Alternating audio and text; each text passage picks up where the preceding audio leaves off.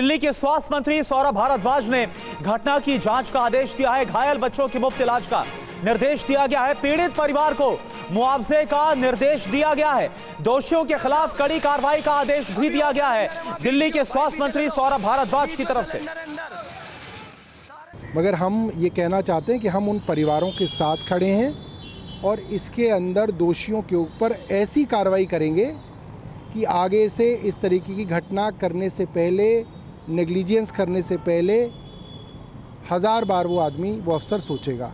ये हमारी कोशिश है। मेरी डीसीपी को मैंने फ़ोन किया है, अभी बात नहीं हो पाई है। मैं उनसे भी कहूँगा कि जो भी इसके अंदर दोषी हैं, इसके मालिक हैं, जो इस सेंटर को चला रहे थे, उनको तुरंत जो है ढूंढा जाए और उनके ऊपर प्रोसिक्यूशन लॉन्च किया जाए।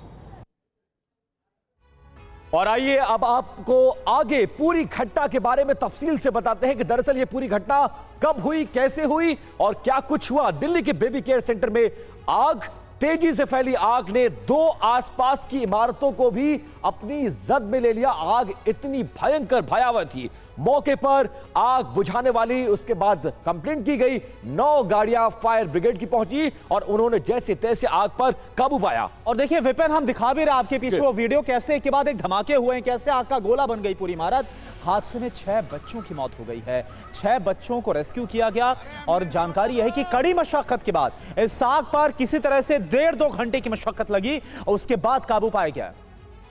और एक बार फिर से पुनीत का रुख कर लेते हैं। पुनीत, आप वहां मौके पर मौजूद है, आपने फायर ब्रिगेड के अधिकारियों से बातचीत की, इन्वेस्टिगेशन किया है, लेकिन सबसे बड़ा सवाल यह है कि 1000 स्क्वायर फीट के मकान में बेबी डे केयर सेंटर चलाना, उसकी ग्राउंड फ्लोर पर रिफिलिंग सेंटर को चलाना, बार बार इसकी शिकायत करने के बाद भी एक्शन न लेना, क्या उन पुलिसकर्मियों पर भी, दोषी डिपार्टमेंट्स पर भी कार्रवाई करने की तैयारी है जिन्होंने अपनी जिम्मेदारी को नहीं निभाया? और शायद उन्होंने अपनी अगर जिम्मेदारी निभाई होती तो यह हादसा नहीं होता।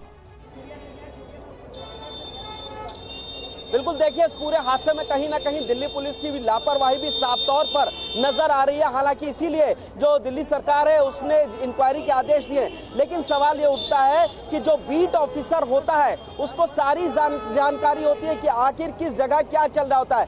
बीट ऑफिसर की नजरों से ये इतना बड़ा जो कानून का उल्लंघन किया जा रहा था वो कैसे बच सकता है?